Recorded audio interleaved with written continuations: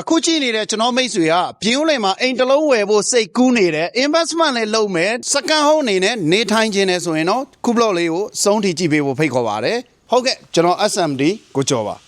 ခုကြည့်နေတဲ့ကျွန်တော်မိတ်ဆွေတွေကဒါ second home ပဲဖြစ်ဖြစ် investment ပဲလုပ်လို့ရွေးချယ်ဝယ်ယူရမယ်အိမ်လေးတစ်လုံးစီကိုကျွန်တော်ရောက်ရှိနေတယ်ဒါဒီအိမ်လေးอ่ะဆိုရင်ကျွန်တော်တို့ဒါလူနေထိုင်ခွင့်ကြာပြီးတာကျွန်တော်တို့မြေပေါ်မှာတိဆောက်ထားတဲ့အိမ်လေးတစ်လုံးဖြစ်တယ်နောက်ထပ်အချက်ကပြင်းဦးလင်မြို့ရဲ့လာရှိုးလမ်းမကြီးနဲ့လည်းနီးပြီးတော့ဒီစင်မှာစားတောက်ဆိုင်အနီးမှာလည်းတီရှိတဲ့ဒါအိမ်လေးတစ်လုံးဖြစ်ပါတယ်ခင်ဗျာဒါဒီအိမ်လေးရဲ့မြေအကျယ်အားဆိုရင်ကျွန်တော်တို့ဒါပေ40 60ကျယ်ပြီးတော့အစာအုပ် quality ဘိုင်းကလည်းကျွန်တော်တို့ဒါပြင်းဦးလင်မြို့ရဲ့ဒါ Royal Cherry Development ကနေတာဝန်ယူတီဆောက်ထားတဲ့အိမ်လေးတစ်လုံးဖြစ်တဲ့အတွက်ကျွန်တော်မိတ်ဆွေတွေစိတ်ချလက်ချဝယ်ယူနေထိုင်လို့ရမယ့်အနေထားလေးဖြစ်တယ်နောက်ထပ်အားသာချက်တစ်ခုကဒီလိုမျိုးအိမ်လှလေးတွေနဲ့စုဖွဲ့ထားတဲ့ပတ်ဝန်းကျင်ကောင်းလေးတစ်ခုလည်းပိုင်ဆိုင်ထားတဲ့အိမ်လေးတစ်လုံးဖြစ်တယ်ဒီအိမ်လေးอ่ะဆိုရင်ကျွန်တော်ဒါအိမ်ကိုလည်းတစ်ပတ်လုံးကိုပတ်သွားရအောင်ကျွန်တော်ဒီဘက်မှာလည်းမြေပေါ်စပေလေးတွေခြံထားတယ်အိမ်ရှိမှာလည်းဒါမြက်ခင်းစိမ့်စိမ့်လေးနဲ့လုံးဝကို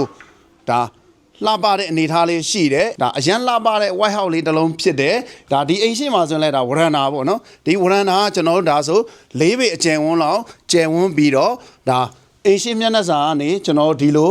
ရှုခင်းလှလေးတွေကိုလည်းကျွန်တော်ဒီဝရန်နာကနေမြင်ရမယ့်အနေထားလေးရှိတယ်ဟုတ်ကဲ့ဒါအိမ်ထဲကိုဝင်ချင်းမဲ့ကျွန်တော်တို့ဒါ living room အခန်းကျယ်ကိုရောက်ရှိမယ်ဒီ living room လေးကလည်းတော်တော်လေးကျယ်တယ်ဒီလိုကကျွန်တော်တို့ဒါဆိုပေ20ကျော်လောက်ရှိမယ်ဒီလိုကတော့ကျွန်တော်တို့ဒါ73ပေလောက်ကျယ်ဝန်းတယ်စီလင်ဟိုက်ကလည်းအရန်မြင့်တဲ့အတွက်ကျွန်တော်တို့ဒါ ventilation ဘိုင်းရော lighting ဘိုင်းရောတော်တော်လေးကောင်းတယ်ဟုတ်ကဲ့ကျွန်တော်ဒါအိမ်အောက်ထပ်မှာဆိုရင်ကျွန်တော် master bedroom တစ်ခန်းပါမယ်dining and kitchen room လေးပါမယ်ကျွန်တော် master ခန်းလေးကိုအရင်လိုက်ပြပေးမယ်ဒါဆိုရင်ကျွန်တော်ဒါအိမ်အောက်ထပ်ရဲ့ကျွန်တော်တို့ဒါ master bedroom ဖြစ်တယ်ပြတင်းတွေကလည်းကျွန်တော်ဒီလိုမျိုး3ဘက်ထည့်ထားတယ်ဒီအခန်းရဲ့အကျယ်ဆိုရင်ဒါ73ပေပေအစိတ်လောက်ကျယ်ဝန်းမဲ့အနေထားလေးရှိတယ်နောက်ထပ်ကျွန်တော်ရေချိုးခန်းအိမ်သားလေးပြပေးမယ်ဒါရေချိုးခန်းအိမ်သားလေးဆိုရင်လည်းတော်တော်လေးကိုကျယ်တဲ့အနေထားလေးရှိတယ်အောက်ကကြွေပြားလေးတွေရောဘေးနံကတ်ကြွေပြားလေးတွေရောကာလာလေးတွေကလည်းတော်တော်လေး light ဖက်တဲ့အနေထားလေးရှိတယ်ဒီမှာ shower stand တွေကစပြီးတော့တော်တော်လေး quality ကောင်းတယ်ကျွန်တော် dining and kitchen room လေးပြပေးမယ်ဒါတကားလည်းကျွန်တော်ဒီလိုမျိုးမှန်လေးတွေတက်ပေးထားတယ်နောက်ထပ်ကျွန်တော်ဒီမှာဆိုရင်ဒါ kitchen ကုန်ပေါ့နော် kitchen ကုန်ကလည်းဒါဆိုရင်ကျွန်တော်တို့ဒါလက်မ30လောက်မြင့်တဲ့အတွက် standard size ဝင်တယ်ဒါဒီဘက်မှာဆိုရင်လည်းကျွန်တော်ဒါနောက်ဖေးကိုသွားမယ်တကားပေါက်ကြီးရှိတယ်ဒီမှာလည်းကျွန်တော်တို့ဒါလိုက်ကာလေးနေပေါ့နော် lighting လေးတွေဝင်အောင်ကျွန်တော်ဒီဘက်မှာလည်းမှန်ပြတင်းရှိမယ်ဒီဘက်မှာလည်းမှန်ပြတင်းတွေထည့်ပေးထားတဲ့အတွက်တော်တော်လေးမိုက်တယ်ဒီစပေလေးဆိုရင်လည်းဒါအိမ်ရှင်မတွေအကြိုက်ဒီမှာစတိုသဘောမျိုးလေးလုံးလို့ရတဲ့အနေထားလေးရှိတယ်ဒီမှာတော့ကျွန်တော်တို့ဒါအိမ်အောက်ထက်ရဲ့ဘုံရေချိုးခန်းအိမ်သားပေါ့နော်ဒါတော့ကျွန်တော်ဒါအိမ်အောက်ထက်ရဲ့ဘုံရေချိုးခန်းအိမ်သားဖြစ်ပါတယ်ခင်ဗျဟုတ်ကဲ့ကျွန်တော်အိမ်အပေါ်ထက်ကိုလိုက်ပြပေးမယ်ဒါလေကားတော့ကျွန်တော်တို့ဒါ4ပေခွဲလောက်ကျယ်မယ်ခြေနှင်းပြားတွေဟာဆိုရင်လည်းအကုန်လုံးကိုကျွန်တော်ဒါကျွန်းပြားအစ်စ်တွေခင်းပေးထားတယ်လေကားတက်ရလဲတော်တော်လေးအဆင်ပြေတယ်ဒါ riser 6လက်မခွဲလောက်ပဲမြင်တဲ့အတွက်တော်တော်လေးမိုက်တယ်ဒါအိမ်အပေါ်ထက်ရောက်ချင်းပဲဒီနေရာလေးကဒါဖျားကန်း area ဖျားကန်း area လဲတော်တော်ကိုကျယ်တယ်ဗျာဒီမှာဒါပြတင်းကလည်းကျွန်တော်ဒါဒီဘက်မှာတစ်ပေါက်ဒီဘက်မှာနှစ်ပေါက်၄ပေါက်ပေါ့နော်စုစုပေါင်းပြတင်း၄ပေါက်ပါတဲ့အတွက် lighting ကလည်းတော်တော်လေးဝင်တယ်စီလင် height ဆိုရင်လည်းကျွန်တော်တို့ဒါဒီအပေါ်မှာတင်ဟိုကစီလင် height က17ပေလောက်ရှိတဲ့အနေထားလေးရှိတယ်ဟုတ်ကဲ့နောက်ထပ်ကျွန်တော်ဒီအိမ်အပေါ်ထပ်မှာဆိုရင်ဒါ master bedroom 2ခန်းရှိတယ်ကျွန်တော်မိတ်ဆွေတွေကိုကျွန်တော်တစ်ခန်းချင်းပြပေးမယ်ဒ